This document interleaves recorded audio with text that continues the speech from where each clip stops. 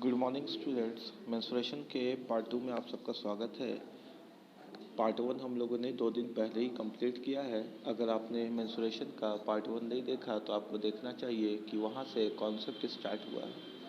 आज हम लोग जो पढ़ने वाले हैं उसका नाम है रेक्टेंगल यानी आयत। रेक्टेंगल तो मैथ्समैन के आपके अपने चैनल में आपका स्वागत है, जो आपके गणित को देखने का नज़रिया बदल देगा। वैसे एक चैनल की शुरुआत हुई है। मेरा नाम अकरम रज़ा है। मैं रांची में ऑफलाइन क्लासेस लेता हूँ तकरीबन 7 वर्षों से, और लॉकडाउन की वजह से धीरे धीरे हम लोग ऑनलाइन प्लेटफॉर्म पे भी आना चालू हो गए हैं, जिसका लाभ आपको अवश्य बहुत अच्छे रूप से मिलेगा अगर आप मेरे से जुड़े रहते हैं। तो मैथ्स का वादा है आपसे कि मैथ्स का प्रॉब्लम पूरी तरीके से आपकी मैथ्स की परेशानी ख़त्म हो जाएगी। देखिए, रेक्टेंगल में जो आपको 2 रेखाएं दिख रही है ना, ये लंबी वाली, इनको कहते हैं एल, लंबाई, लेंथ। जब हम एल लिखेंगे तो आप एल से लंबाई या लेंथ समझिएगा। और ये दोनों रेखाएं आपस में बराबर होती हैं। अगर कोई रेखा आपस में बराबर होती है ना तो उसमें इस प्रकार का डैश डाल दिया जाता है। और ये तो जो छोटी रेखा दिख रही है ना आपको, ये जो 2 छोटी रेखा सामने वाली हैं ये चौड़ाई होती हैं यानी ब्रेथ। जब हम बी लिखेंगे तो आप इसे चौड़ाई यानी ब्रेथ समझिएगा। इतनी बातें आपको क्लियर है क्या? ठीक है, वेरी गुड। तो आपने क्या सीखा? सबसे पहले कि एक आयत जो होता है उसकी 2 सामने वाली भुजाएं आपस में बराबर होती हैं, यानी लंबाई लंबाई के बराबर और ब्रेथ यानी चौड़ाई चौड़ाई के बराबर। ठीक है भाई, यहाँ तक। देखिए, एक सीधी रेखा जो एक कोण से होती हुई दूसरे कोण को छूती हो, इसको विकर्ण कहते हैं। इसको क्या कहते हैं? विकर्ण, डायगोनल, है ना। इंग्लिश में बात करें तो डायगोनल और हिंदी में बात करें तो विकर्ण। तो विकर्ण के बारे में आपने क्या सीखा? विकर्ण की परिभाषा क्या है? What is the explanation of diagonal? तो a straight line from one angle to another angle, एक सीधी रेखा जो एक कोण से होती हुई दूसरी कोण तक पहुंचे उसे ही विकर्ण कहते हैं। इतनी बातें क्लियर है क्या? तो एक आयत में, एक रेक्टेंगल में आप कितने विकर्ण बना सकते हैं? 2 विकर्ण बना सकते हैं। एक रेक्टेंगल में, एक आयत में आप कितने विकर्ण बना सकते हैं? आप 2 विकर्ण बना सकते हैं। अब आप एक बात को समझो, ये जो विकर्ण बनता है ना, एक आयत जो बनता है ना, ये 90 डिग्री के कोण पे बनता है। जहाँ पर भी आपको एल शेप दिखेगा ना वहाँ पे 90 डिग्री होगा। ये 90 डिग्री के कोण पे बनता है। इतनी बातें क्लियर है क्या? ये 90 डिग्री के कोण पे बनता है। अच्छा, अब आगे सीखो।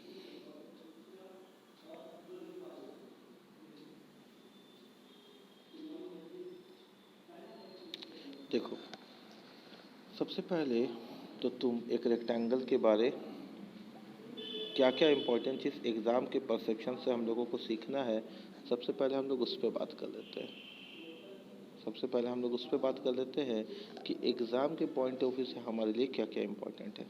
तो देखो, तुमने अभी सीखा था कि इसको लंबाई कहते हैं, ये भी लंबाई है, आपस में बराबर है। ये चौड़ाई है, ये भी चौड़ाई है, आपस में बराबर है। ये जो सीधी रेखा है ये विकर्ण है जो 90 डिग्री पे जाती है। इतनी बातें तो तुमको क्लियर, ठीक है। तो सबसे पहले एग्ज़ाम में हमसे पूछा जाता है इसका पेरीमीटर, इसका परिमाप। सबसे पहले जो एग्ज़ाम में हमसे पूछा जाता है इसका पेरीमीटर या इसका परिमाप। तो परिमाप के बारे हमने तुमको पिछले क्लास में सिखाया था कि भुजाओं का जोड़। बोलो, सिखाए थे कि नहीं सिखाए थे? परिमाप का परिभाषा क्या होता है? सम ऑफ साइड्स, भुजाओं का जोड़। तो यहाँ पे कितने बार लंबाई तुमको दिख रही है? तो बोलोगे सर 2 बार दिख रही है। कितनी बार चौड़ाई तुमको दिख रही है? तो तुम बोलोगे सर 2 बार दिख रही है। तो 2 को कॉमन निकाल लो, अंदर बचा L प्लस बी, यही हो गया क्या? परिमाप। तो बोलो, बातें समझ में आ गई क्या? सब कुछ परिभाषा पे ही डिपेंड होता है। कॉन्सेप्ट क्लियर होगा, बेसिक क्लियर होगा, फॉर्मूला रखने का ज़रूरत नहीं पड़ेगा। तो परिमाप का मतलब तुमने क्या सीखा? भुजाओं का जोड़। तो लंबाई कितने बार दिखी? 2 बार, 2L। चौड़ाई कितने बार दिखी? 2 बार, 2B। 2 कॉमन हो गया, निकल गया L प्लस बी। अब इसके बाद जो हमको पूछा जाएगा वो है इसका एरिया। जो इसके बाद इसका पूछा जाएगा वो है इसका क्षेत्रफल, एरिया। एरिया, इसका एरिया होता है लंबाई गुने चौड़ाई। इसका एरिया क्या होता है? लंबाई गुने चौड़ाई, L इंटू बी, लंबाई गुने चौड़ाई। तुम लोग सर ऐसे कैसे? क्योंकि कल ही बेसिक में हम लोगों ने पिछले क्लास में पढ़ चुका था कि कोई भी 2D फिगर डिपेंड करता है इस पे। तो ये क्या हो गया? लंबाई। ये क्या हो गया? चौड़ाई। कल 2D फिगर के बारे हम लोगों ने पढ़ लिया था कि किसी भी 2D फिगर को डिपेंड करना है तो एक सीधी रेखा चाहिए, एक लेटी रेखा चाहिए, एक वर्टिकल लाइन चाहिए, एक हॉरिजॉन्टल लाइन चाहिए। तो भाई एक लंबाई एक चौड़ाई पे ही तो डिपेंड करेगा उसका एरिया। बोलो इतनी बातें क्लियर है क्या? अब थोड़ी सी इंपॉर्टेंट बात, अब इससे पूछा जाएगा इसका डायगोनल यानी इसका विकर्ण। क्या पूछा जाएगा बोलो? इसका डायगोनल, इसका विकर्ण। अब थोड़ा यहाँ पे फोकस करने का आवश्यकता है तुमको। देखो बात समझना, ये है डायगोनल, ये ये है डायगोनल, और ये में कितना डिग्री का कोण है? 90 डिग्री का कोण है। हम इसको थोड़ा सा कट करके बाहर निकाल देते हैं। कट करके बाहर जब हम निकालें तो बताओ कि क्या तुमको ये जो डायगोनल है, विकर्ण है, इस रूप से दिख रहा है ना? तुम बोलोगे हाँ सर इस रूप से तो दिख रहा है। अच्छा ये वाला क्या है बेटा? ये वाला एल है। ये वाला क्या है? ये वाला बी है। तो कभी भी अगर 90 डिग्री के सामने का मान ज्ञात करना होगा ना, 90 डिग्री के सामने का मान ज्ञात करना होगा ना, तो इसके सामने जो भी है उसको अंडर रूट में डाल दो स्क्वायर करके, L square plus B square. ये पाइथागोरस का फॉर्मूला है, तुमने पढ़ा होगा स्कूल में, पाइथागोरस का नियम है। तो तुमने क्या सीखा? विकर्ण निकालने का तरीका क्लियर है क्या? तुमने विकर्ण निकालने का तरीका अभी अभी सीखा। चलो एक बार और देखते हैं विकर्ण कैसे हम लोगों ने निकाला। तो किसी भी आयत का विकर्ण निकालना बहुत आसान है। किसी भी आयत का विकर्ण निकालना बहुत आसान है। देखो सीखो मेरे साथ। देखो देखो बहुत आसान है किसी भी आयत का विकर्ण निकालना। बस बने रहना, क्लास में बने रहना, एग्ज़ाम निकल जाएगा। याद रखना, क्लास में बने रहना, एग्ज़ाम निकल जाएगा। हम जादू टोना इंटरेस्टिंग चीज़ नहीं पढ़ाते कि सिलेक्टेड क्वेश्चन 15-20 पकड़ लिए उसको पढ़ा दिए। व्यूवरशिप, हम व्यूवरशिप के लिए पढ़ा ही नहीं रहे हैं। हम बार बार कहते हैं कि हम ऑफलाइन टीचर हैं, हम लोग रियल टीचर हैं। हम लोग क्लास में पढ़ाते हैं एग्ज़ाम निकलवाने के लिए, हम लोग व्यूज़ के लिए नहीं पढ़ाते। ठीक है, कंटेंट रहेगा, व्यूज़ अपने क्वालिटी स्टूडेंट हमको चाहिए जो पढ़ने वाला हो। ठीक है, तो हम यहाँ पे 15 क्वेश्चन जहाँ तहाँ से लेकर के आ जाए जो 2 सेकंड में बन जाए और हम बोल दें कि 2 सेकंड में उड़ा देंगे, 2 सेकंड में उड़ा देंगे। ठीक है, और इस तरह से हाइप बना करके तुम्हारा एग्ज़ाम नहीं निकलेगा झूठ बोल करके। तो वही पढ़ो जो एग्ज़ाम में आता है, बिना कॉन्सेप्ट के मज़ेदार नहीं लगेगा, क्योंकि गणित है, गणित है, कोई मुजरा नहीं हो रहा है, मज़ेदार नहीं लगेगा। समझना पड़ेगा, टाइम देना पड़ेगा, सीखना पड़ेगा, दिमाग लगाना पड़ेगा, उसके बाद जा कर के फिर चीज़ें क्लियर होगी, है ना। कहीं पर मैथ्स बहुत इंटरेस्टिंग होगा, कहीं पर मैथ्स बहुत बोर होगा। जीवन का भाग है, जीवन हर वक्त खुशहाल नहीं रह सकता। तो सिलेक्टेड क्वेश्चन पढ़ा करके आप बोल दें कि जाओ मेरा व्यूअरशिप बढ़ गया, वो काम हम नहीं करते हैं। ठीक है, तो तुमको सीखना होगा, क्योंकि हम लोग रियल टीचर, हम लोग ऑफलाइन पढ़ा पढ़ा करके इतना पक चुके हैं कि हमको मालूम है कि एग्ज़ाम कैसे निकलेगा। इसलिए टाइम देना इम्पोर्टेंट है, टाइम दो। सीखो यहाँ पे ये लंबाई है ना, ये चौड़ाई है ना, ये जो है ना, ये ये है L square plus B square. बोलो है कि नहीं? इसी चीज़ को हम जब बाहर निकाल दिए तो ये पाइथागोरस का फॉर्मूला तुम बचपन से ही तो जानते हो ना। ये वाला वैल्यू, ये वाला वैल्यू के सामने जब भी निकाला जाता है तो रूट ओवर होता है L square plus B square. तो तुमने क्या सीखा कि एक विकर्ण, एक डायगोनल जो रेक्टेंगल होता है उसका होता है L square plus B square. ये इसलिए बता रहे क्योंकि आगे दुनिया में जब भी तुमको विकर्ण निकालना पड़ेगा ना, चाहे किसी का भी विकर्ण निकालना पड़ेगा, ऐसे ही निकल जाएगा, रटना नहीं पड़ेगा। ठीक है, तो तुमने सीखा परिमाप। परिमाप होता क्या है? परिमाप सीखा तुमने, परिमाप क्या होता है? देखो परिमाप क्या होता है, 2L प्लस बी। तुमने सीखा एरिया, एरिया क्या होता है? L into B. फिर तुमने सीखा इसका विकर्ण निकालने का तरीका, इसका विकर्ण क्या होता है? Diagonal under root L square plus B square. इतनी बातें क्लियर हो गई क्या? ठीक है, इसके अलावा रेक्टेंगल में कुछ भी इम्पोर्टेंट पॉइंट नहीं है, फिर भी हम तुमको थोड़ा सा शेडेड रीजन बता दे रहे हैं कि और हम लोगों को इसके लिए क्या क्या सीखने की आवश्यकता है। अब और सीखो आगे। देखो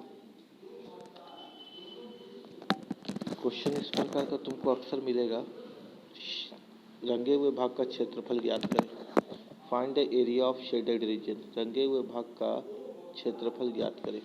रंगे हुए भाग का क्षेत्रफल ज्ञात करें। क्या कर देगा एग्जाम में कि एक रेक्टेंगल दे देगा, उसके अंदर एक सर्कल बना देगा यहाँ पर, फिर यहाँ पर ये छू रहा ऊपर में ना, मेरा थोड़ा सा डायग्राम खराब, ये यहाँ पर। ठीक है, ये तुमको 3 4 जितना भी चाहे उसका मर्जी करेगा वो सर्कल बना देगा। मोस्टली अक्सर देखा गया कि वो 3 सर्कल बना करके देता है और ये सब पोर्शन को वो रंग देगा, ये सब पोर्शन को वो रंग देगा इस प्रकार से और अच्छे से वो तुमको दिखेगा कंप्यूटर के स्क्रीन पे, वहाँ कलरफुल इस प्रकार का तुमको एग्जाम में क्वेश्चन दे देगा और बोलेगा कि रंगे हुए भाग का क्षेत्रफल ज्ञात करें।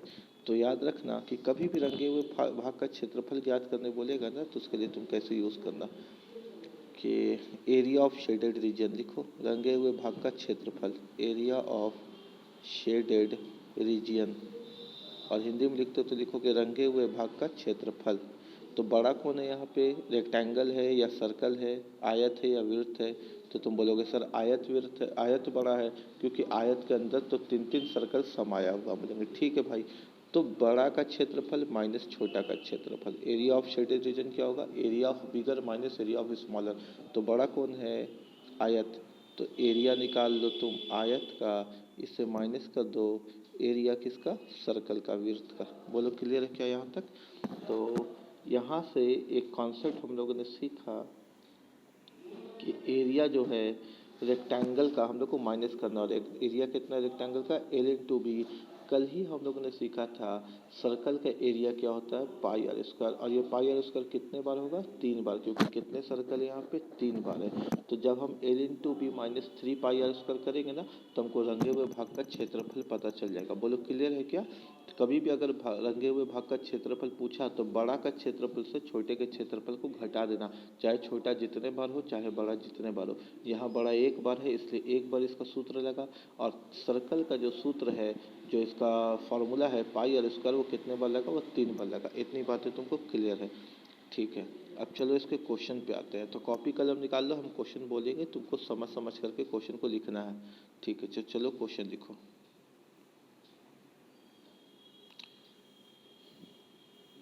लिखो क्वेश्चन।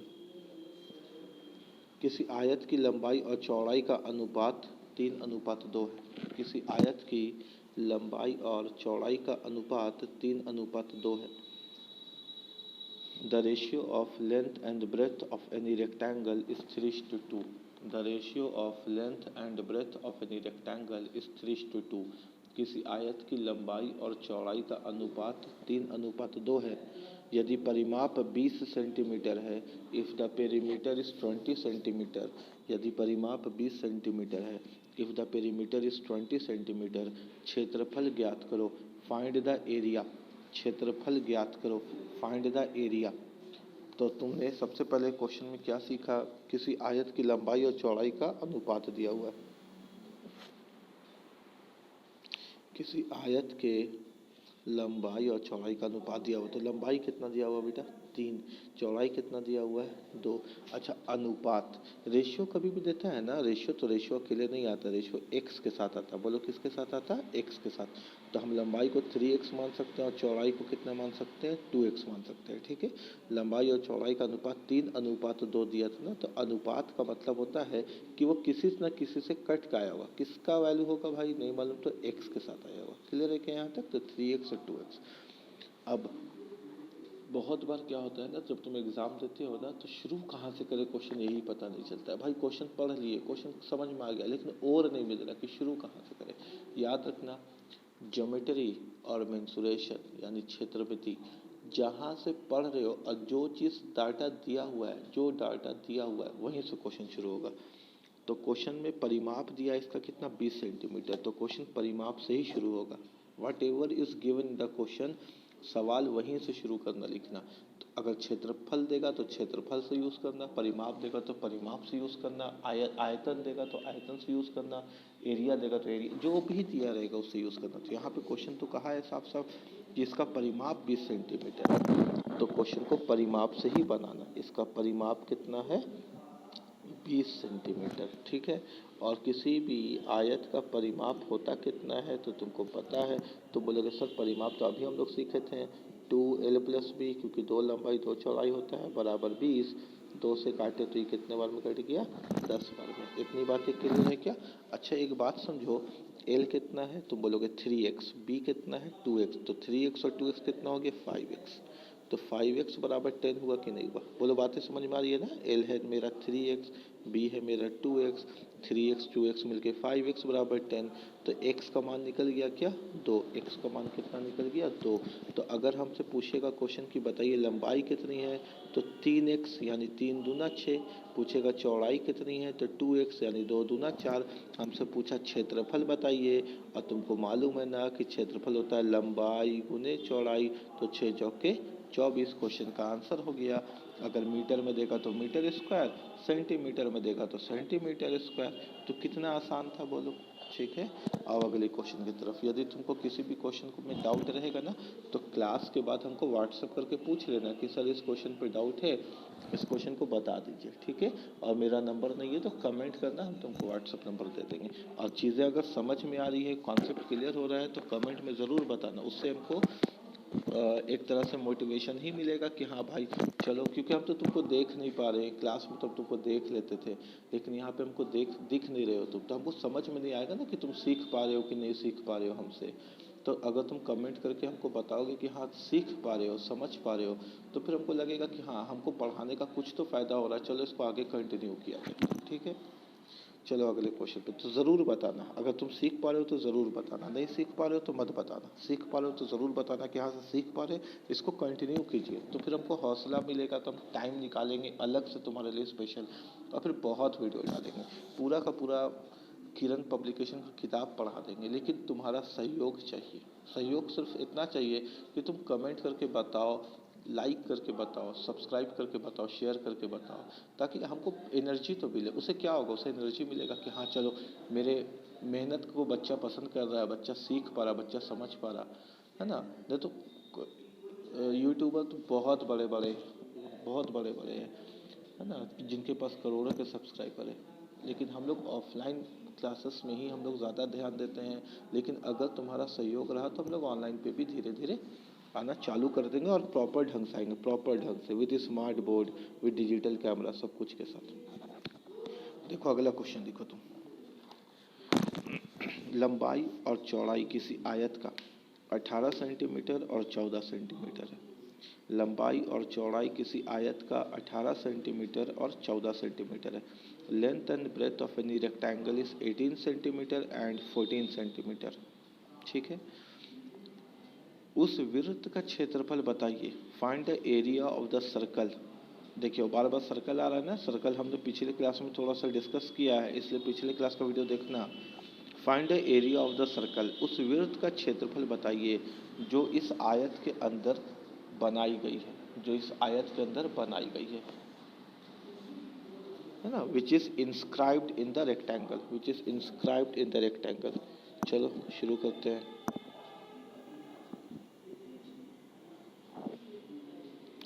देखो एक आयत है, इसकी लंबाई है 18 सेंटीमीटर, ठीक है क्वेश्चन के अनुसार। इसकी चौड़ाई है 14 सेंटीमीटर क्वेश्चन के अनुसार, और इसके अंदर एक वृत्त बनाई गई। तो वृत्त कभी भी आयत के अंदर बनेगी ना, तो इसकी लंबाई को छुएगी, याद रखना। इसकी लंबाई को छुएगी, याद रखना, ठीक है। इतनी बातें तुमको क्लियर होनी चाहिए ना। बहुत बार फिगर बना के देगा, अगर फिगर बना के दे देगा तो फिगर बना लेना। उसके बाद तुम ये समझो कि हमको बोला है कि इस वृत्त का क्षेत्रफल बताओ। अच्छा ये त्रिज्या हुआ कि नहीं हुआ? ये त्रिज्या हुआ कि नहीं हुआ? अच्छा यहाँ से यहाँ तक का पूरी लंबाई कितनी है? तुम बोलोगे देखिए ना सर यहाँ तो 14 दिख रहा है, तो ये भी 14 होगा, ये भी 14 होगा, ये भी 14 होगा, पूरी चौड़ाई 14 होगी। अच्छा अगर यहाँ से यहाँ तक पूरा 14 है, यहाँ से यहाँ तक पूरा 14 है, तो फिर इसकी त्रिज्या कितनी होगी? त्रिज्या तो डायमीटर की आधी होती है, तो त्रिज्या कितनी होगी? 7। क्लियर है क्या? त्रिज्या कितनी होगी? 7। अच्छा बोलो यहाँ तक समझ में आ गया। अब हमको इसका एरिया निकालने बोला। क्लियर है बात यहाँ तक? ठीक है। एक रेक्टेंगल के अंदर कभी भी सर्कल बनेगा तो उसकी लंबाई को छुएगा। देखो लंबाई को छू लिया। अब इसकी जो चौड़ाई है 14, तो फिर रेडियस कितनी होगी? 14। अगर ये पूरी 14 है तो रेडियस कितनी होगी? 14 की आधी। तो 14 की आधी कितनी होगी? 7, क्योंकि डायमीटर का आधा ही तो होगा ना रेडियस, डायमीटर का आधा ही तो त्रिज्या होगा। क्लियर है बात यहाँ तक? अब हमसे पूछा इसका एरिया, तो एरिया निकालने का तरीका हम लोगों ने कल सीखा, पाई आर स्क्वायर। पाई का मान 22/7, आर कितना हो गया? 7 का स्क्वायर, यानी 7 2 बार, काटे काटे तो फिर पाई आर स्क्वायर। तो कितना हो गया, 7 दूनी 14 का 4, 7 दूनी 14 और 1 15, 154। कितना हो गया बोलो, 154। क्लियर है क्या, यहाँ तक कोई दिक्कत तो नहीं है। अच्छा एक चीज़ और सीखो, कॉन्सेप्ट है थोड़ा सा आगे तुमको काम पड़ेगा, है ना, सीखो इसको।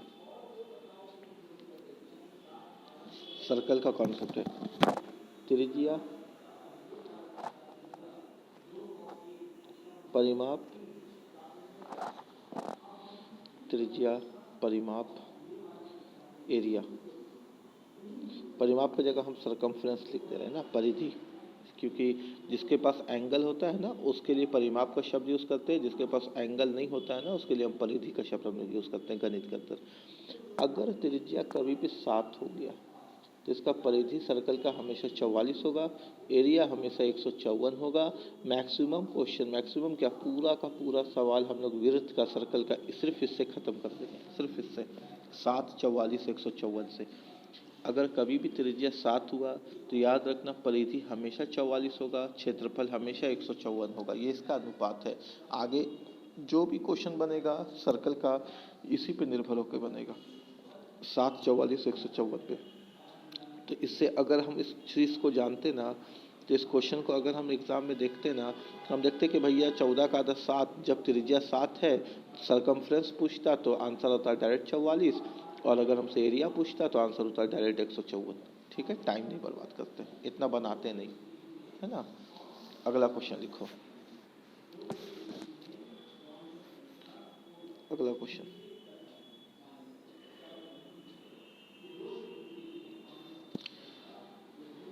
देखो, किसी आयताकार कमरे की चौड़ाई 3/4 है उसके लंबाई की। किसी आयताकार कमरे की चौड़ाई 3/4 है उसके लंबाई की। The breadth of a rectangular room is 3/4 of its length. The breadth of a rectangular room is 3/4 of its length. किसी आयताकार कमरे की चौड़ाई 3/4 है उसके लंबाई की। Full stop. यदि फर्श का क्षेत्रफल, if the area of floor is 768 metre square, यदि फर्श का क्षेत्रफल 768 मीटर वर्ग है, if the area of floor is 768 metre square, full stop. तो बताइए कमरे की लंबाई और चौड़ाई का अंतर कितना है। बताइए कमरे की लंबाई और चौड़ाई का अंतर कितना है। Find the difference between the length and breadth of the room. Find the difference between the length and the breadth of room. बताइए कमरे की लंबाई और चौड़ाई का अंतर कितना है। अच्छा सीखो। बोलते हैं कि एक आयताकार रूम है, इसकी जो चौड़ाई है 3/4 है लंबाई की, तो चौड़ाई कम ही होगी 3, लंबाई ज़्यादा होगी 4 बटा। अनुपात को ऐसे भी लिखा जाता है, अनुपात को ऐसे भी लिखा जाता है, बटा में भी। दोनों का मतलब अनुपात ही होता है, और अनुपात किसके साथ आता है, x के साथ। अनुपात किसके साथ आता है, x के साथ। तो लंबाई 4x हो गई, चौड़ाई 3x हो गई। क्लियर है बात यहाँ तक, ठीक है भाई। तुम बोलोगे हाँ एकदम क्लियर है मेरा बात यहाँ तक, सबको समझ में आ गया होगा।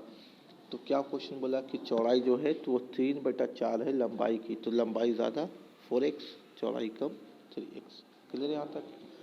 अब आगे क्वेश्चन पढ़ते हैं। बोलता है कि इसका क्षेत्रफल 768 मीटर स्क्वायर है, 768 मीटर वर्ग। क्या अभी आप बताए थे तुमको परिमाप दिया था, तो परिमाप को यूज़ किए थे। यहाँ पे क्षेत्रफल दिया ना एरिया, तो हम एरिया को ही यूज़ करेंगे।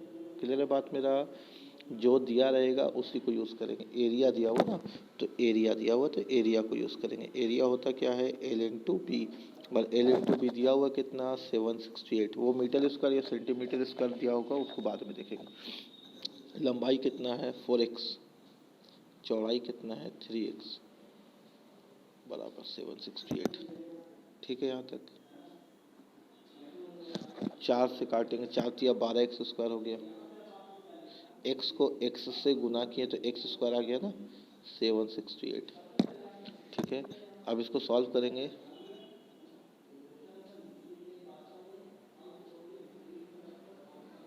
तो 12 का पहाड़ा कितने में पढ़ लेंगे कि आ जाएगा। चलो ना 4 का पहाड़ा पढ़ते हैं, 3 का पहले पढ़ लेते हैं। 3 से काटते हैं, 3 चौके 12, 3 से काटते हैं।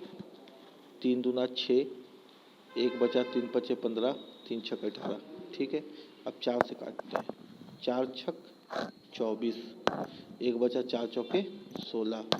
अब मेरे सामने क्या आ गया? मेरे सामने आ गया एक्स स्क्वायर बराबर 64। कितना आ गया? एक्स स्क्वायर बराबर 64। स्क्वायर हटाए, सामने रूट आया। 64 किसका रूट होता है? 8 का। तो एक्स का मान कितना निकला? 8।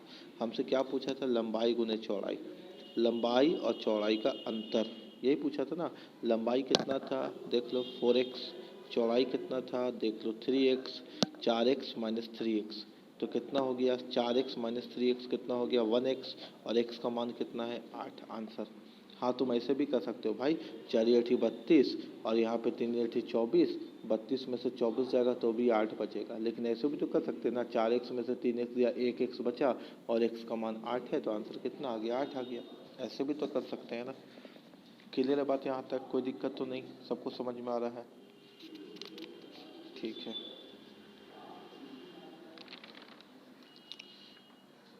अच्छा, अगले पॉइंट पे आते हैं। सीखो, हेडिंग दोगे सम इम्पॉर्टेंट ट्रिपलेट। इंग्लिश में लिखते हो तो भी ट्रिपलेट लिखना, हिंदी में लिखते हो तो भी ट्रिपलेट लिखना। TRIPLET, some important triplet. Triplet, ठीक है। ट्रिपलेट होता क्या है, इसको सीखो। जैसे देखो,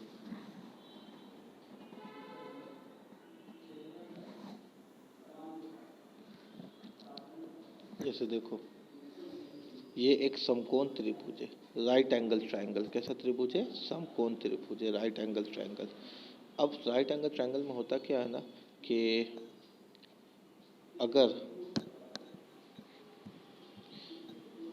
बेस इसका 3 या 4 और परपेंडिकुलर हाइट इसका 4 है तो इसका जो विकर्ण होता है, विकर्ण, इसको बोलते हैं कर्ण। ठीक है, इसको तुम हाइपोटेनस भी कर सकते हो, डायगोनल भी कर सकते हो। ये हमेशा 5 होगा। जब ये 3 है, ये 4 है तो ये हमेशा 5 होगा। 90 डिग्री के सामने वाला हमेशा बड़ा होता है। ठीक है, ये 4 यहाँ आ जाए, ये 3 यहाँ आ जाए, इससे कोई फर्क नहीं पड़ता है, कोई कहीं भी आ सकता है। बस बड़ा जो होगा ना, ये 90 डिग्री के सामने वाला हमेशा बड़ा होगा। तो कहने का मतलब है, अगर एक 3 दिया हुआ है, एक 4 दिया हुआ है तो इसका जो सबसे बड़ा वाला भुजा होगा ये हमेशा 5 होगा। कहने का मतलब है एक ट्रिपलेट बनेगा 5 12 13, 5 12 13। कहने का मतलब है एक ट्रिपलेट बनेगा 7 24 25। कहने का मतलब है एक ट्रिपलेट बनेगा 8 15 17, 8 15 17। समझ में आ रहा बात? 8 15 17। ठीक है, अब मेरे बात को समझो। देखो, कम से कम तुमको यहाँ तक का ट्रिपलेट याद होना ही चाहिए। यहाँ तक का ट्रिपलेट तुमको याद होना ही चाहिए। पहला 3 4 5, दूसरा 5 12 13, तीसरा 7 24 25, चौथा 8 15 17। तुमको याद नहीं होगा तो कोई बात नहीं, अभी हम आगे तुमको ट्रायंगल पढ़ाएंगे ना, त्रिकोण या त्रिभुज, उसके अंदर तुमको इसको क्लियर कर देंगे ट्रिपलेट बनता कैसे, बनता कैसे इसको सिखा देते हैं। इन लोग दोनों को जब भी तुम जोड़ोगे ना तो इसी का वर्ग आएगा। 4 और 5 9, 3 का वर्ग होता है 9। 12 और 13 को जब भी जोड़ोगे ना 25, इसी का वर्ग आएगा। तो आगे हम लोग सीखेंगे। हाँ, गणित में कोई भी चीज़ डायरेक्ट नहीं आता, किसी न किसी कारण से ही आता। लेकिन ट्रिपलेट अभी आपको रेक्टेंगल के अंदर सिखा रहे। ट्रायंगल के अंदर जब जाएंगे तो ट्रिपलेट के बारे ही चर्चा करेंगे क्योंकि वो उसका पार्ट है। लेकिन यहाँ पे सिखा रहे ताकि कुछ क्वेश्चंस इतने आसान होंगे कि डायरेक्ट देखते ही साथ तुम आंसर दिया सेकंडों में। तो कहने का मतलब है तुमको ट्रिपलेट पहला 3 4 5, 5 12 13, 7 24 25, 8 15 17 इतना पता होना चाहिए। अगर इतना पता है तो क्वेश्चन आसान बन जाएगा। इसमें और सीखो, इसमें और सीखो। देखो, मान लो ये 80 है, ये 150 है, तो ये कितना होगा? नहीं मालूम? अभी हम तुमको सिखाए थे एक ट्रिपलेट होता है 8 15 17। तो ये 8 में एक ज़ीरो लगा हुआ है, 15 में एक ज़ीरो लगा हुआ है, 90 डिग्री के सामने सबसे बड़ा वाला होगा तो 17 में एक ज़ीरो लगा दो, इसका आंसर कितना हो जाएगा? 170। बहुत लोग क्या करेगा एग्ज़ाम में, ये करेगा 8 का स्क्वायर या सॉरी 80 का स्क्वायर प्लस 150 का स्क्वायर, फिर यहाँ से इसको कैलकुलेट करेगा, स्क्वायर निकालेगा, फिर इसको निकालेगा वैल्यू। लेकिन अगर तुमको पता होगा 8, 15, 17 तो तुम सीधा देखोगे 8 में एक ज़ीरो है, 15 में एक ज़ीरो है, 17 में एक ज़ीरो है, आंसर आ जाएगा। क्लियर है बात यहाँ तक? एक और देखो, एक और देखो, देखो तुम बताओगे, मान लो ये 64 है, ये 136 है, ये कितना होगा? 90 डिग्री वाला तो सबसे बड़ा होता है, तो हम 64 को यहीं रखने दे रहे हैं। एक डैश है और सबसे बड़ा 136 है। अच्छा तीनों किससे कट रहा है, मतलब दोनों किससे कट रहा है? तुम बोलोगे सर 8 से कट जा रहा है। 80 64, नहीं मालूम किससे कट रहा है? 8 एकम 8, फिर 5 बचा 8 सत्ते 56। तो किससे हम लोग काटे हैं उसको अपने मन में रखो, ये तुम्हारा मन। किससे काटे हम लोग? 8 से ना, 80 64, 8 एकम 8, 8 सत्ते 56। तो 8, 17 और बीच में कितना आता है? तुमने बिल्कुल ठीक समझा, 8, 15, 17। क्लियर है क्या? यहाँ देखो ना भाई, यहाँ देखो ना, कहाँ चला गया मेरा चॉकलेट, कहाँ चला गया? यहाँ देखो ना, डी नंबर 8, 15, 17 होता है कि नहीं होता? तो यही चीज़ हम तुमको अभी बता रहे हैं ना कि 8, 15, 17 इसका वैल्यू होता है। तो अब सीखो, तो 8 है, 17 है, तो एक कौन होगा? 15। अच्छा किससे गुना किए थे? 8 से। तो यहाँ का वैल्यू कितना आ जाएगा? 15 8, 15 8 यानी कितना? 120।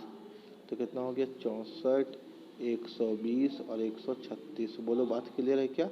नहीं क्लियर है तो थोड़ा सा बैक जा करके फिर से देखो कि हमने शाम क्या किए। 8 से काटे, 8 से काटे, अगर 8 से काटे तो आया 8 17। तो क्या ट्रिपलेट बनता है? 8, 15, 17। तो 15 का वैल्यू 8 से बिना काटे कितना आता? 120 आता। क्लियर है? ट्रिपलेट समझ में आया यहाँ तक? अच्छा अब क्वेश्चन लिखो, जो ट्रिपलेट के ऊपर निर्भर करेगा वैसा क्वेश्चन लिखो। लिखो क्वेश्चन। लिखो, किसी आयताकार टेबल के ऊपर की परिमाप 28 मीटर है। किसी आयताकार टेबल के ऊपर की परिमाप 28 मीटर है। The perimeter of the top of rectangular table is 28 metre. The perimeter of the top of rectangular table is 28 metre. इसका क्षेत्रफल 48 मीटर वर्ग है। Its area is 48 metre square. उसका क्षेत्रफल 48 मीटर वर्ग है। Its area is 48 metre square. बताइए विकर्ण की लंबाई क्या होगी? Find the length of diagonal. बताइए विकर्ण की लंबाई क्या होगी? Find the length of diagonal. अब देखो इस तरह का क्वेश्चन में तुम टाइम कैसे बचाओगे एग्जाम में, ठीक है? टाइम कैसे बचाओगे उसको देखो।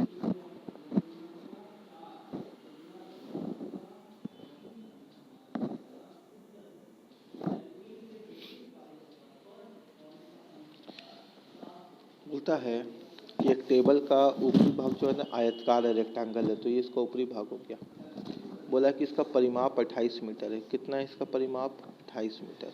तो अभी तुमने सीखा था कि जो भी क्वेश्चन पे दिया रहेगा क्वेश्चन उसी से बनेगा। परिमाप दिया हुआ 28 मीटर, परिमाप होता है 2l + b, तो 2l + b 28 दिया हुआ है। 2 से काटे सामने तो कितना आ गया? 14। तो l + b तुमको कितना मिला? 14। क्लियर है क्या? और इसका एरिया दिया हुआ है। एरिया क्या होता है? l × b। एरिया कितना दिया हुआ बोलो? 28 नहीं, एरिया कितना दिया हुआ है? 48 दिया हुआ ना। एरिया दिया हुआ 48, 48। समझ में आ रहा बात तुमको यहाँ तक? तो तुमको एक भाग तो मिला l + b 14, एक भाग मिला l × b 48। अब तुम खुद से सोचो कि हम l × b यानी 48 को कैसे तोड़ें? l × b 48 को हम कैसे तोड़ें कि गुना करने पर 48 आ जाए, जोड़ने पे 14 आ जाए। l और b को जोड़े तो 14 आ जाए, गुना करे तो 48 आ जाए। तो बहुत आसान है, 8 × 6 = 48, 8 और 6 को जोड़े तो 14। समझ पा रहे हो क्या? 8 × 6 = 48 और 8 और 6 को जोड़े तो 14। तो इसमें जो बड़ा होगा वो लंबाई होगा, लेंथ होगा l, जो छोटा होगा वो b होगा, चौड़ाई होगा। अब यहाँ पे देखो तुमको यहीं से इसका वैल्यू मिल जाएगा। हमको विकर्ण पूछा है ना, हमको इसका विकर्ण पूछा है। अब यहाँ पे देखो,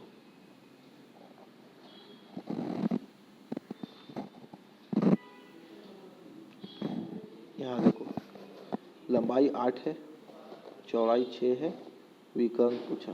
किससे कट रहा दोनों? तो बोलोगे सर 2 से तो कट ही रहा है। 2 से ही कटेगा कितने बार में? 4 बार में। 2 से कटेगा ही कितने बार में? 3 बार में। जिससे काटे उसको मन में रख लिए। किसको रख लिए मन में? 2 को। 2 चौके 8, 2 तिया 6, तो 3, 4 और 5। Very good. ट्रिपलेट याद है ना? 3, 4 और 5। जिससे काटे थे मन वाला उसको गुना कर दो तो वैल्यू कितना आ गया इसका? 10।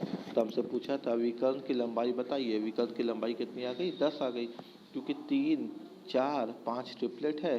तुमको ट्रिपलेट दे रहा था यहाँ 6, 8 और ये डायगोनल पूछा था। 3 दूनी 6, 4 दूनी 8, 5 दूनी 10। क्वेश्चन का आंसर हो गया। अगली क्वेश्चन की तरफ आओ। अगले क्वेश्चन की तरफ देखो। अगला क्वेश्चन क्या कहता है, लिखो क्वेश्चन। अमन 15 सेकंड लेता है किसी आयताकार पार्क को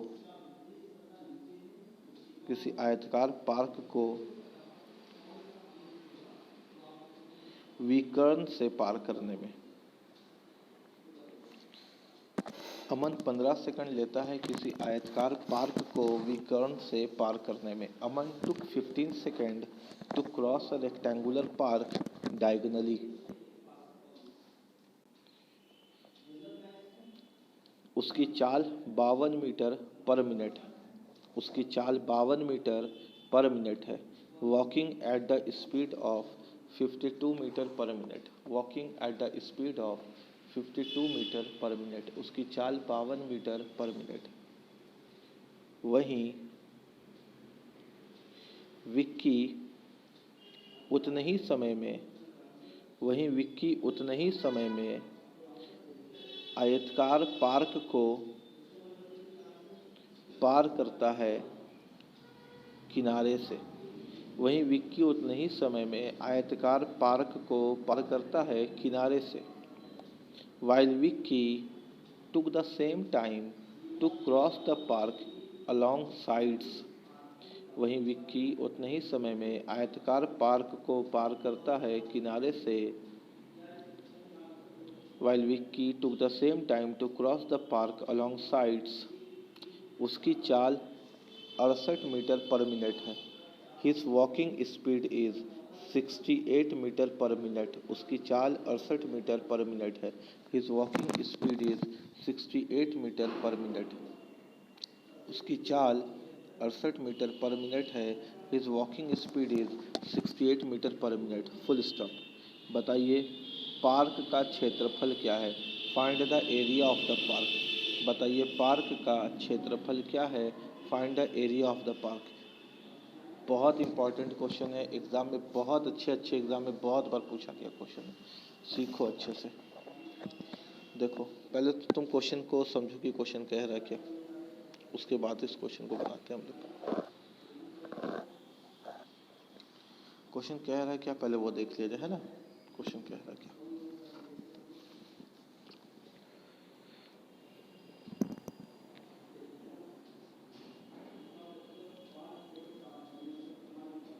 देखो क्वेश्चन क्या कह रहा है। एक आदमी अमन ठीक है। अमन जब रोड को पार करता है ना बाबू तो डायगोनली पार करता है। क्या अमन जो पार्क जाता है वो तो यहाँ से यहाँ जा रहा है। अमन अपना चला गया। तो अमन जब जा रहा है तो अपना यहाँ से यहाँ पार कर रहा है। तो अमन को कितना देर लग रहा है पार करने में? 15 सेकंड लग रहा है उसको डायगोनली पार करने में। और अमन का जो चाल का स्पीड है ना वो 52 मीटर पर मिनट है। 52 मीटर पर मिनट। इस तरह का सवाल को लिखने का ढंग जान जाओगे ना तो क्वेश्चन आसान हो जाएगा। और बहुत आसान होता है इस तरह का क्वेश्चन, याद रखना। 52 मीटर पर मिनट का मतलब हुआ 52 मीटर पर मिनट का मतलब हुआ कि 1 मिनट में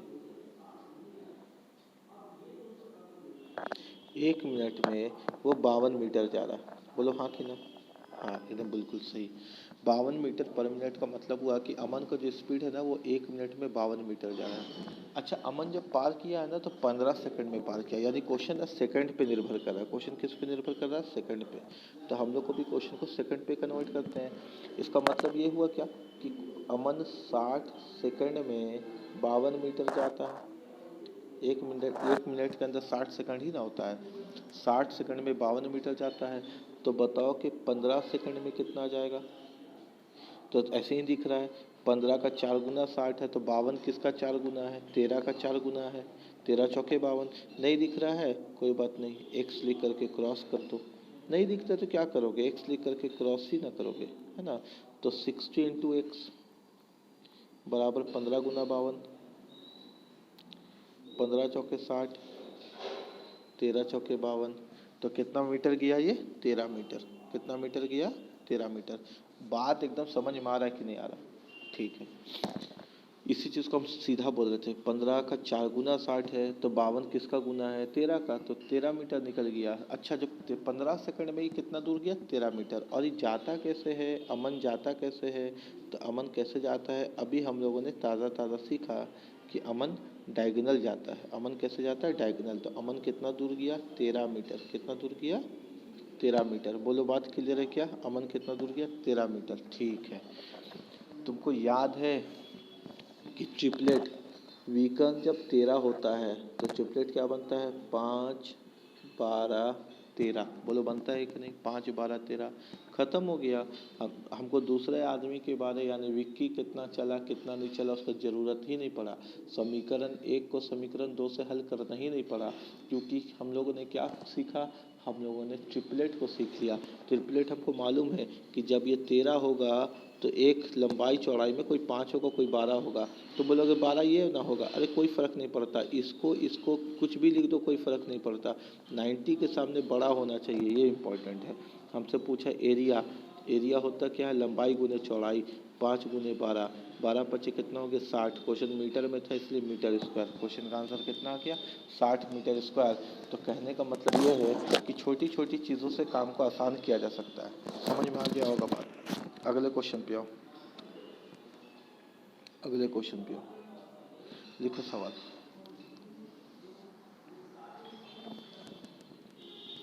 पत्थरों की संख्या क्या होगी? पत्थरों की संख्या क्या होगी? पत्थर, स्टोन। पत्थरों की संख्या क्या होगी जिनका माप 2.5 मीटर यानी 2.5 मीटर गुने 2 मीटर। पत्थरों की संख्या क्या होगी जिनका माप 2.5 मीटर गुने 2 मीटर है, जिन्हें पूरी तरीके से एक आयताकार बालकोनी में लगाना है। जिन्हें पूरी तरीके से एक आयताकार बालकोनी में लगाना है जो 30 मीटर लंबी और 17.5 मीटर चौड़ी है। जो 30 मीटर लंबी और 17.5 मीटर चौड़ी है। 17.5, 17.5 मीटर। इंग्लिश में लिखो। Find the number of stones each measuring 2.5 metre into 2 metre. Find the number of stones each measuring 2.5 metre into 2 metre required to pave, PAVE, pave. किसी चीज़ को किसी के ऊपर लगाने के लिए इंग्लिश में पेव बोलते, पेविंग करना, PAVE। Required to pave a rectangular courtyard. required to pave a rectangular courtyard 30 meter long and 17.5 meter wide। 30 meter long and 17.5 meter wide। ठीक है, आ जाओ सीखने के लिए।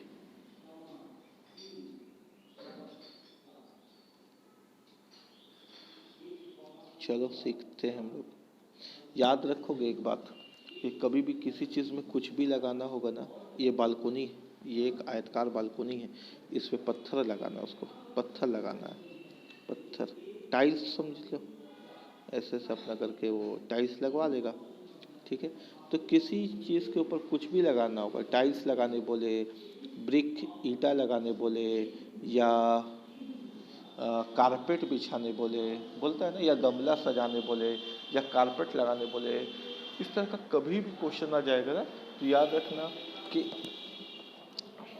कंपेयर कर लेना है, इक्वल कर लेना है, बराबर कर लेना है। किसी के ऊपर कुछ भी लगाने या बिछाने के लिए उसके क्षेत्रफल को बराबर कर लेना है। किसी चीज़ में कुछ भी लगाने या बिछाने के लिए क्षेत्रफल को बराबर कर लेना है। ठीक है, तो यहाँ पे हमको एक बालकोनी है, एक आयताकार बालकोनी है, उसमें टाइल्स लगाना है, तो दोनों को बराबर कर लेंगे, क्वेश्चन का आंसर आ जाएगा।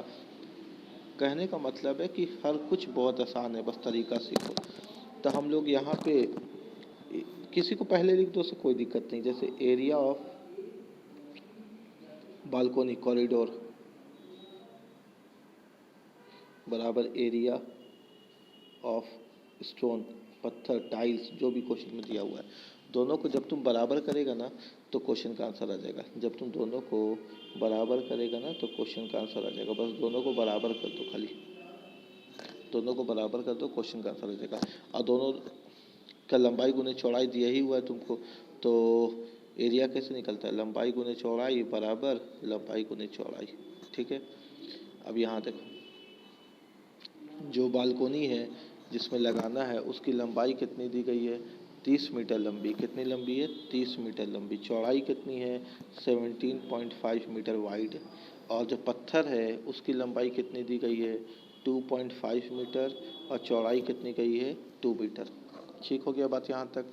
अब यहाँ से पॉइंट हटा दिए, यहाँ से पॉइंट हटा दिए, 5 से काट दिए, 5 बचे 25, 5 से काट दिए, 5 दिया 15, 2 बचा, 5 बचे 25, 5 से काटे 5 सत्ते 35, 2 से काटे इसको कितने बार में? 15 बार में।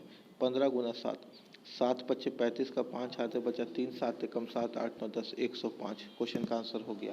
कितने पत्थर चाहिए, कितने टाइल्स चाहिए? 105। क्या सीखा तुमने? किसी भी चीज़ में कुछ भी लगाना हो, कुछ भी बिछाना हो, बस दोनों के क्षेत्रफल को बराबर कर देंगे, संख्या निकल जाएगा। घर में भी तुमको कभी टाइल्स लगवाना होगा ना, तो जो आएगा ना कॉन्ट्रैक्टर, वो बोलेगा भैया इतना टाइल्स खरीद के लिए आइए, तो बोला हम अपने से निकाल लेंगे। आप बस बता दीजिए टाइल्स का मेजरमेंट कितना है, कितना बाई कितना का है, बस कुछ नहीं करना। दोनों के एरिया को कंपेयर करना, तुमको पता चल जाएगा कि तुमको कितना टाइल्स खरीदना है। ठीक है, पापा के सामने तेज़ बन जाना, पापा भी खुश हो जाएंगे कि बेटा मेरा कितना तेज हो गया। आओ अगले क्वेश्चन के पास। क्वेश्चन लिखो, किसी आयताकार कमरे की लंबाई 100 मीटर है और चौड़ाई 3 मीटर है। किसी आयताकार कमरे की लंबाई 100 मीटर है और चौड़ाई 3 मीटर है। A rectangular room is 100 meter long and 3 meter wide. A rectangular room is 100 meter long and 3 meter wide.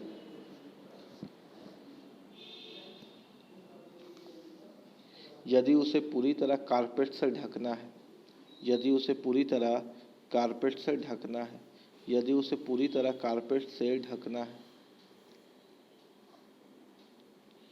जो कि 50 सेंटीमीटर चौड़ी है, जो कि 50 सेंटीमीटर चौड़ी है, तो 15 रुपया प्रति मीटर के हिसाब से या दर से, तो 15 रुपया प्रति मीटर की दर से कितना रुपया का खर्च पड़ेगा? तो 15 रुपया प्रति मीटर के हिसाब से कितने रुपया का खर्च पड़ेगा? 15 रुपया प्रति मीटर के हिसाब से कितने रुपये का खर्च पड़ेगा? इंग्लिश में लिखो। The floor of a rectangular room is 100 metre long and 3 metre wide. Cost of covering the floor with carpet which is 15 centimeter wide. Cost of covering the floor with carpet which is 50 centimeter wide at the rate of 15 rupees per meter. At the rate of 15 rupees per meter. देखो, कभी भी rupees देता है ना menstruation के अंदर, रुपया, rupees, इसका काम हमेशा अंत में करते हैं। कब करते हैं? अंत में। कुछ नहीं करते। जो भी वैल्यू निकालने बोलेगा, परिमाप, क्षेत्रफल, आयतन, जो भी निकालने बोलेगा निकाल लेंगे, और जितना रुपया दिया हुआ है उससे गुना कर देंगे, क्वेश्चन का आंसर आ जाएगा। जो भी निकालने बोलेगा निकाल देंगे और उसको अंत में रुपया से गुना कर देंगे, क्वेश्चन का आंसर आ जाएगा। सबसे पहले तो हमने तुमको सिखाया, कुछ भी लगाने के लिए, कुछ भी बिछाने के लिए एरिया को बराबर कर दो। सिखाए हैं ना, एरिया को बराबर कर दो। तो एरिया ऑफ रूम, कमरे का क्षेत्रफल, बराबर एरिया ऑफ कारपेट, कालीन का क्षेत्रफल, ठीक है। एरिया ऑफ रूम बराबर एरिया ऑफ कारपेट, कालीन का क्षेत्रफल। तो एरिया ऑफ रूम होता क्या है, तुम बोलोगे बहुत आसान है सर, लंबाई गुणित चौड़ाई। कालीन भी होगा लंबा और चौड़ा, ठीक है, कालीन भी होगा लंबा और चौड़ा। यहाँ तक तो कोई दिक्कत तुमको नहीं होगा। बोलता है क्वेश्चन को पढ़ो, क्वेश्चन तुमने लिखा होगा ना, क्वेश्चन अभी लिखे हो जो पढ़ो। कमरे की लंबाई 100 मीटर है, कमरे की लंबाई 100 मीटर है और 3 मीटर चौड़ी है। कमरे की लंबाई 100 मीटर है और 3 मीटर चौड़ी है। तो कमरे की लंबाई तुमको 100 मीटर दिया हुआ है और चौड़ाई 3 मीटर दिया हुआ है। दोनों मीटर में दिया हुआ है, किस में दिया हुआ है, मीटर में। और कारपेट का बोलता है कि कारपेट का खर्च जो पड़ेगा 50 सेंटीमीटर चौड़ा में, कितना चौड़ा है, 50 सेंटीमीटर। तो कारपेट का लंबाई तो मेरे को मालूम ही नहीं, चौड़ाई जो है 50 सेंटीमीटर है और ये मीटर है। सेंटीमीटर को मीटर में बदलने के लिए 100 से भाग देंगे। सेंटीमीटर छोटा है, कन्वर्ट करना है मीटर में, मीटर पे जाने के लिए 100 से भाग देते हैं, ठीक है। सेंटीमीटर को मीटर में कन्वर्ट कर दिए। अब यहाँ देखो 50 से कम 50, 50 दूनी 100। अब ये नीचे से ऊपर गुना हो गया तो तिरछा गुना हो गया क्या, तो 3 दूनी कितना हो गया, 600 मीटर। तो क्वेश्चन में अगर पूछता कि कालीन की लंबाई बताइए तो लंबाई कितनी होती, 600 मीटर। कोई दिक्कत तो नहीं है। लेकिन हमसे पूछा कि इसका दाम बताइए, कॉस्ट। तो कभी भी जो रुपीस देगा ना, जो भी निकालना हो निकाल लेना, उसको रुपया से गुना कर देना, क्वेश्चन का आंसर हो जाएगा। 15 छक 90, 2 जीरो और, तो खर्चा पड़ेगा 9,000 रुपया। कितना पड़ेगा खर्चा कालीन बिछाने के लिए, 9,000 रुपया, 9,000। समझ में आया क्या, कुछ नहीं किए। कभी भी अगर हमको कुछ भी लगाना हो, बिछाना हो, हम लंबाई गुने चौड़ाई को आपस में तुलना कर लेंगे। लंबाई गुने चौड़ाई को आपस में तुलना कर दिए, सेंटीमीटर था मीटर में कन्वर्ट किए, 100 से भाग दे करके लंबाई आया, क्षेत्रफल आता, परिमाप आता, कुछ भी आता, रुपीस से गुना करते, रुपया से गुना करते, क्वेश्चन का आंसर आ जाता, ठीक है। एक इम्पॉर्टेंट थ्योरम सिखाना चाहते हैं, वो तुम हेडिंग लगा लोगे, आयत का इम्पॉर्टेंट थ्योरम ऑफ रेक्टेंगल। देखो देखोगे इससे क्वेश्चन बनता है एसएससी में, रेलवे में तो नहीं पूछा इससे, एसएससी में बनता है ऐसे क्वेश्चन। तो हम लोग को तो सबके लिए अच्छे से तैयारी करना है। देखो समझो कि ये ए है, ये बी है, ये सी, ये डी, ये क्यू, ठीक है। और हमको दिया हुआ है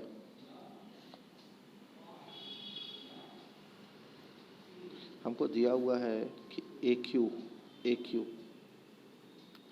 बराबर 3, कॉमा क्यू बी बराबर 4, कॉमा क्यू सी बराबर 5 और क्यू डी बराबर क्वेश्चन मार्क। क्यू डी हमको ज्ञात करना है, क्यू डी बराबर क्वेश्चन मार्क, ये दिया हुआ है समझो, ठीक है। अब देखो सीखो, क्वेश्चन लिख लिया तुमने, अब यहाँ से सीखो।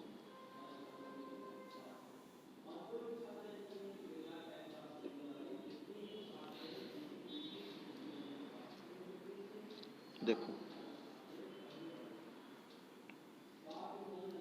ये जो तुमको दिख रहा है ना, ये पूरा विकर्ण है, ए से सी तक पूरा क्या है, ये विकर्ण, यहाँ से यहाँ तक ये।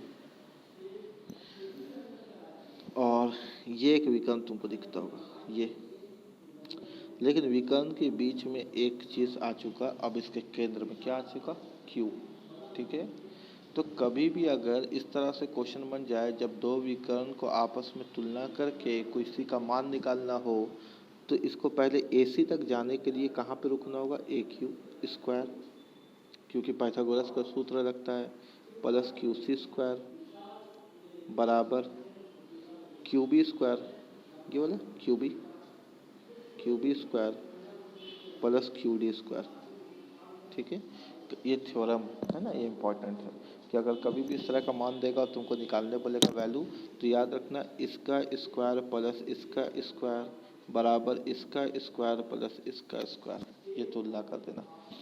तो यहाँ से हम लोग वैल्यू को निकालने की कोशिश करते हैं। वैल्यू तुम्हारे हाथ में होगा, तुमने क्वेश्चन को लिख लिया होगा।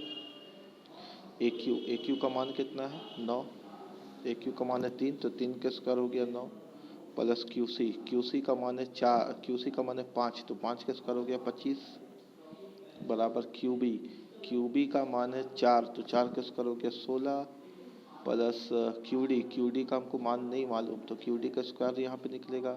9 और 25 कितना हो गया, 9 और 25 हो गया 34, 16 प्लस में था, इधर आके -16 बराबर क्यू डी स्क्वायर हो गया। अब अगर हम लोग इसको आगे सॉल्व करेंगे तो 34 में से 16 गया तो कितना बचा 18 बराबर क्यू डी स्क्वायर, लेकिन हमको तो क्यू डी का मान मांगा, स्क्वायर हटाए सामने रूट आ गया, तो क्यू डी बराबर हो गया रूट के अंदर 9 दूना 18, 9 वर्ग होता है 3 का, आंसर हो गया 3√2। समझ में आ गया क्या, क्वेश्चन का आंसर हो गया 3√2। ठीक है, अगले क्वेश्चन पे आओ, अगले क्वेश्चन पे आओ।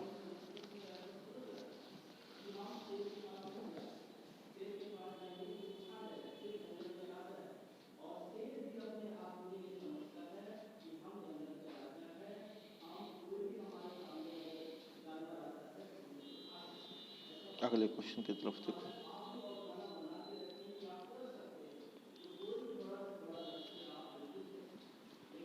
देखो ये 64 दिया हुआ तुमको, ये 48 दिया हुआ तुमको, और बोला है एक्स का मान ज्ञात करें। क्या बोला, एक्स का मान ज्ञात करें, find the value of x. हमको मालूम है कि 90 डिग्री होता है, और x बराबर क्या होता है, सामने वाला का रूट लेके स्क्वायर करते हैं, 64 का स्क्वायर प्लस 48 का स्क्वायर। जब तुम इसको सॉल्व करोगे ना तो आंसर आ जाएगा, 64 का स्क्वायर निकालना, 48 का स्क्वायर निकालना, दोनों को जोड़ना, रूट निकालना, आंसर आएगा। लेकिन ट्रिपलेट अगर मालूम होगा, क्या नाम मालूम होगा, ट्रिपलेट, तो फिर क्वेश्चन पे काम इतना लंबा चौड़ा करने का ज़रूरत नहीं पड़ेगा, और ट्रिपलेट से काम करते हैं, ट्रिपलेट से काम सीखते हैं।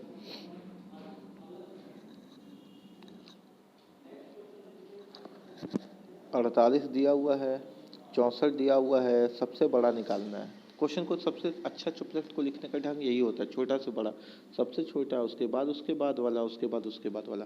किससे कट रहा है तो बोलोगे कि 16 से कट जा रहा है, 16 को मन में रख लीजिए, जिससे कट जा रहा है उसको मन में रख लीजिए। मन है हम लोग का 16 तिया 48, 16 चौके 64, तो 3 4 5 का ट्रिपलेट बनता है कि नहीं, 3 4 और 5 का ट्रिपलेट बनता है कि नहीं।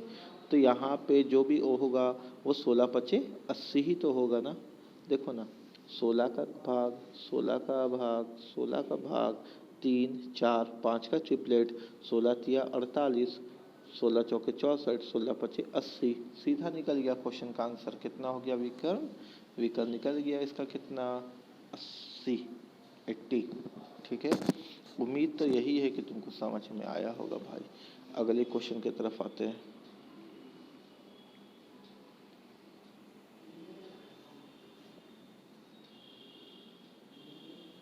देखो, सीखो, ये पॉइंट ए, ये पॉइंट बी, ये पॉइंट सी,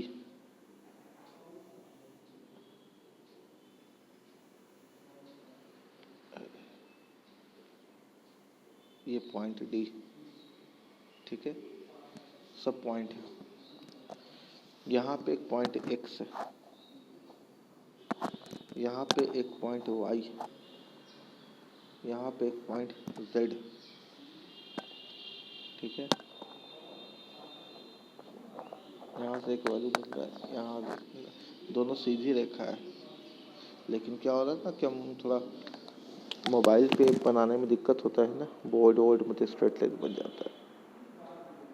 यहाँ से यहाँ से ऐसे दोनों सीधी रेखा है, स्ट्रेट लाइन।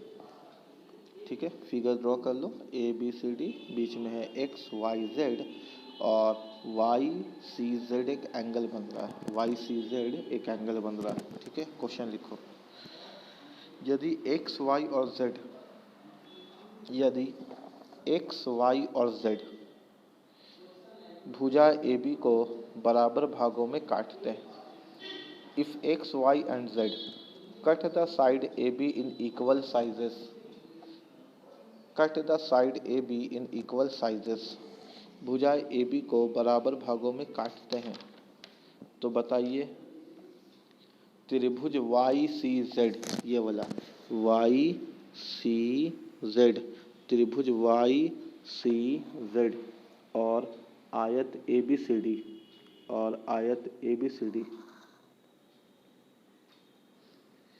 के क्षेत्रफल का अनुपात क्या होगा। Then find the ratio of triangle Y C Z and rectangle A B C D and rectangle A B C D. ठीक है, लिख लिया तुमने यहाँ तक। अच्छा सीखो, अब सीखो इसका बनाने का तरीका। देखो बराबर भागों में काटा, कैसे काटा, बराबर का भागों में। अच्छा तुमको मालूम है यहाँ से यहाँ तक क्या होता है, विकर्ण होता है। विकर्ण किसी आयत को, किसी रेक्टेंगल को दो बराबर भागों में बांट देता है। यानी अगर तुम ऊपर का भाग देखोगे ये वाला और नीचे का भाग देखोगे ये वाला, तो दोनों आपस में बराबर होगा। क्लियर है बात यहाँ तक? तुम बोलोगे हाँ सर, यहाँ तक तो बात एकदम क्लियर है। ठीक है। अच्छा एक्स वाई जेड क्या बोला कि हम लोग क्या किए हैं, एक्स वाई जेड क्या बोला कि हम लोग क्या किए हैं, भुजा ए बी को तीन बराबर भागों में बांट दिए। बराबर भाग में बांट दिया यानी जितना ये होगा उतना ये होगा और उतना ही ये होगा। बोलो बात समझ में आ रहा है क्या? यहाँ तक तो कोई दिक्कत नहीं है। ठीक है, अब मेरे बात को समझना। एक्स वाई जेड तीन भागों में बांट दिया, तो एक्स वाई जेड तीन भागों में बांट दिया, यहाँ पर भी एक वैल्यू बनेगा, है ना। तो एक्स वाई जेड तीन भागों में बांटा तो ये भी एक्स से भी बना, वाई से भी गया, जेड से भी गया। तो अब तुम देखो यहाँ पे एक बात समझो, अगर ये वाला वैल्यू, ये वाला वैल्यू, ये वाला वैल्यू और ये वाला वैल्यू चारों आपस में बराबर है, चारों आपस में बराबर है, तो ये लोग चारों मिल करके कितना हुआ, चार। कितना हुआ मिल करके, चार। और विकर्ण के इधर जो भाग होगा, विकर्ण के इधर भी तो वही भाग होगा, विकर्ण के इधर जो भाग होगा, विकर्ण के उधर भी तो वही भाग होगा। इतनी बातें क्लियर हो रही हैं क्या? नहीं सर, थोड़ा थोड़ा कन्फ्यूज़न हो रहा। ठीक है, एक बार फिर से क्लियर कर देते हैं, क्योंकि कन्फ्यूज़न रहा तो फिर पढ़ने का मज़ा ही नहीं।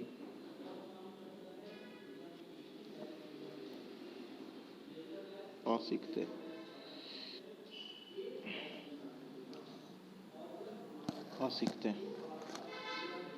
देखो क्वेश्चन क्या बोला था बेटा कि एक्स वाई जेड तीन भागों में बांटती है, और क्वेश्चन क्या बोला था कि बताइए एक्स वाई जेड तीन भागों में बांटती है, तो बताइए त्रिभुज Y C Z, Y C Z. ठीक है, यहाँ से एक एंगल मिला। अच्छा ये भी एक यहाँ मिलेगा एंगल, और तुमको मालूम है कि ए डायगोनल है, ये भी यहाँ मिलेगा एंगल। ठीक है, डायगोनल है। अच्छा बोलता है कि वाई सी जेड बराबर भागों में बांटती है, तो जितना ये होगा उतना ही ये होगा, जितना ये होगा उतना ही ये होगा, जितना ये होगा उतना ही ये होगा। और ए सी क्या किया होगा कि एक रेक्टेंगल को दो बराबर भाग में बांटा होगा, तो नीचे में एक दो तीन चार भाग है, तो ऊपर में भी कुल चार भाग ही होगा। ठीक है, बोलो बात समझ में आ गया होगा। तो हमसे पूछा है कि त्रिभुज वाई सी जेड और जो रेक्टेंगल है उसका, रेक्टेंगल का नाम दिया हुआ ना A B C D, rectangle A B C D का अनुपात बताइए। अब यहाँ देखो वाई सी जेड कितना है, एक। और पूरा rectangle A B C D कितना है, तो ऊपर से चार, नीचे से एक दो तीन चार, चार और चार कितना हो गया, आठ। तो आंसर कितना हो गया इसका, 1:8। बोलो क्लियर है क्या? हाँ बिल्कुल क्लियर है। ठीक है, एक बार फिर से देखो रिवाइंड करके, नहीं समझ में आए तो। लेकिन क्वेश्चन आसान है, और इसी तरह का क्वेश्चन का उम्मीद रखना कि एग्ज़ाम में मिलेगा, अच्छे लेवल का क्वेश्चन ही एग्ज़ाम में मिलेगा। अगला पॉइंट देखो, क्वेश्चन लिखो, किसी आयत की लंबाई को 20% बढ़ा दिया गया, किसी आयत की लंबाई को 20% बढ़ा दिया गया, length of the rectangle increases by 20% और उसकी चौड़ाई को 30% बढ़ा दिया गया। And the breadth is increases by 30%।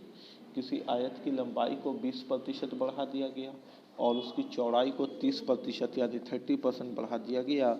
बताइए उसके क्षेत्रफल पर कितने प्रतिशत का प्रभाव पड़ा। बताइए उसके क्षेत्रफल पर कितने प्रतिशत का प्रभाव पड़ा। Find the percentage effect on it's area. Find the percentage effect on it's area.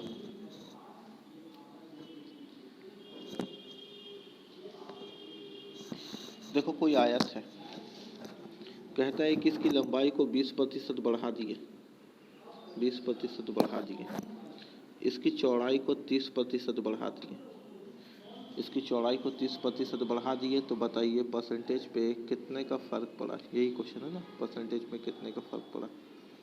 अब सीखो इसको बनाने का तरीका। सबसे पहले तो तुम इसको कभी भी प्रतिशत का भी प्रभाव पड़े, प्रतिशत में प्रभाव पड़े तो प्रतिशत में प्रभाव पड़ने के लिए एक फार्मूला यूज़ किया जाता है, X plus Y plus minus X Y by 100। ठीक है, एक्स कितना दिया हुआ 20, वाई कितना दिया हुआ 30, दोनों बढ़ रहा है इसलिए प्लस ले लिए।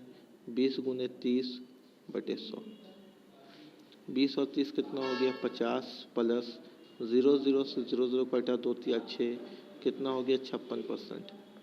तो क्वेश्चन का आंसर हो गया 56% बढ़ गया। इसका जो क्षेत्रफल है वो पहले से 56% बढ़ गया।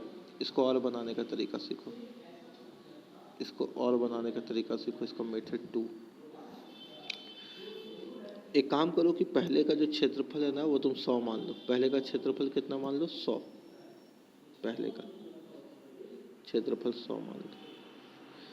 अब इसकी लंबाई कितनी प्रतिशत बढ़ी तो 20%। 100 पे 20% बढ़ी तो 120/100 हो गई। प्रतिशत बढ़ता है तो 100 पे प्लस होता है, प्रतिशत घटता है तो 100 पे माइनस होता है। इसकी चौड़ाई 30% बढ़ी है तो 130/100 कर लो, प्रतिशत बढ़े तो 100 पे प्लस कर लो। यहाँ से ये खत्म, यहाँ से ये खत्म, 2 0 से 2 0 खत्म, 12 को 13 से गुना किया आया 156। अच्छा पहले कितना था 100, अब कितना हो गया 156। कितना बढ़ गया, कितना बढ़ गया 100 से 156 हो गया तो 56% बढ़ गया। क्वेश्चन का आंसर हो गया। इसको एक और तरीके से तुम डायरेक्ट बना सकते हो, तुमको अगर अच्छा लगे तो वो भी बना सकते हो। इसको बनाने का तरीका एक और है, पहले कितना बढ़ा 20, फिर कितना बढ़ा 30, प्लस करो, इन दोनों के बाद पॉइंट लगाओ और गुना करो, इन दोनों के बाद पॉइंट लगाओ और गुना करो। ठीक है, पॉइंट लगा दो। 20 30 कितना हो गया 50 प्लस 2 तिया कितना हो गया 6। क्वेश्चन का आंसर हो गया 56%। तो तुम देख लो, तुमको जो समझ में आया ज़्यादा तुम उससे क्वेश्चन को बना लो। ये 3 तरीका तुम्हारे सामने है, तुमको जो समझ में आया तुम उससे बना लो। पहला समझ में आया उससे बना लो, दूसरा समझ में आया उससे बना लो, तीसरा समझ में आया उससे बना लो। तुमको जो अच्छा लगे तुम क्वेश्चन को उससे बना लो। ठीक है, क्वेश्चन लिखो।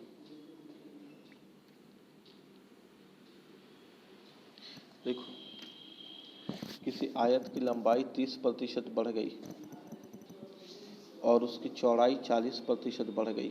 किसी आयत की लंबाई 30% बढ़ गई, उसकी चौड़ाई 40% बढ़ गई। बताइए क्षेत्रफल पर कितने परसेंट का प्रभाव पड़ा। बताइए क्षेत्रफल पर कितने प्रतिशत का प्रभाव पड़ा। बताइए क्षेत्रफल पर कितने प्रतिशत का प्रभाव पड़ा। ठीक है, क्वेश्चन लिख लिया तुमने। देखो, लंबाई बढ़ा इसका 30%, चौड़ाई बढ़ा इसका 40%। तुमको जो मेथड अच्छा लगा तुम उससे बना लेना। हम तीसरे मेथड से बनाने जा रहे हैं, तुमको जो समझ में आए तुम उससे बना लेना। हम क्या करेंगे, एक बार दोनों को जोड़ देंगे, प्लस एक बार पॉइंट लगा देंगे।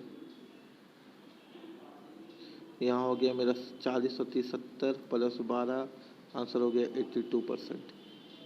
ठीक है, 82% है ना, प्लस का पॉइंट लगा। तुमको जो अच्छा लगा मेथड तुम उससे बना लेना। और फिर भी अगर तुमको मेथड में कन्फ्यूजन है, मेरा व्हाट्सअप नंबर तुम्हारे पास है, नहीं है तो मांग लो हमसे कमेंट करके और हम तुमको बता देंगे। डिटेलिंग्स में आ जाना, फिर उसके बाद क्वेश्चन को बना लेना। ठीक है, आओ अगली क्वेश्चन की तरफ।